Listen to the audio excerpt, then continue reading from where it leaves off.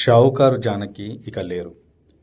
94 ఏళ్ల వయసులో ఆమె ఈరోజు 1:59కి చెన్నైలో కన్నుమూశారు. ఆమె జీవితం ఒక సాధారణ సినీ కథ కాదు. వివాహం తర్వాత సినిమాల్లోకి వచ్చి హీరోయిన్గా మొదలై క్యారెక్టర్ ఆర్టిస్టుగా మారి దాదాపు 7 దశాబ్దాల పాటు దక్షిణ భారత సినిమాను ప్రభావితం చేసిన ఆమె ప్రయాణం ఇప్పుడు చూద్దాం.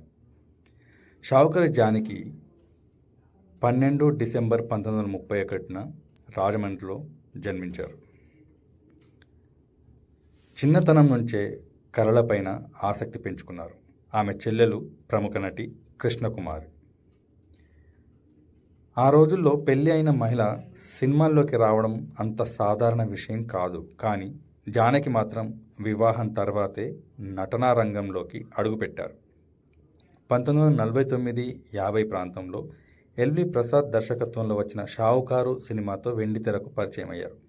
ఆ సినిమా పేరే తర్వాత ఆమెకు షావుకారు జానకి అనే శాశ్వత గుర్తింపుగా మారింది.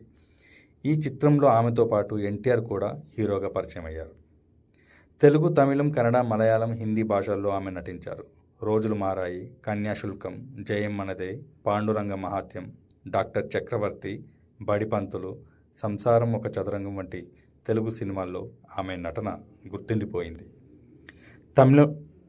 తమిళంలో వలయాపతి, ఇరుకోడుగల్, ఎదిర్ నీచ్చల్, తిల్లుమల్లి వంటి సినిమాలు ఆమెకు ప్రత్యేక గుర్తింపు తెచ్చాయి. 1970ల తర్వాత ఆమె హీరోయిన్ పాత్ర నుంచి తల్లి, అత్త, అమ్మమ్మ వంటి క్యారెక్టర్ పాత్రను మారారు. అయితే వయసు పెరిగిన కొద్దీ ఆమె నటనా ప్రభావం తగ్గలేదు.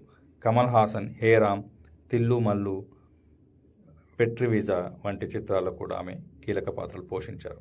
ఆమె కెరీర్లో ప్రత్యేకత ఏమిటంటే హీరోయిన్గా మాత్రమే కాకుండా క్యారెక్టర్ ఆర్టిస్ట్గా కూడా తనకంటూ ఒక ప్రత్యేక స్థానం సంపాదించుకున్నారు.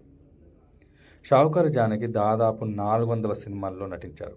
సినిమాలతో పాటు నాటక రంగంలోనూ ఆమెకు విశేష అనుభవం ఉంది. వందలాది స్టేజ్ షోలు నటించారు. రేడియో ఆర్టిస్ట్గా కూడా పనిచేశారు.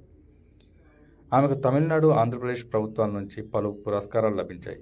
కలైమామణి, నంది అవార్డులు, లైఫ్ టైమ్ అచీవ్మెంట్ అవార్డులు అందుకున్నారు. అత్యంత ప్రతిష్టాత్మకంగా 2022లో భారత ప్రభుత్వం ఆమెను పద్మశ్రీతో సత్కరించింది.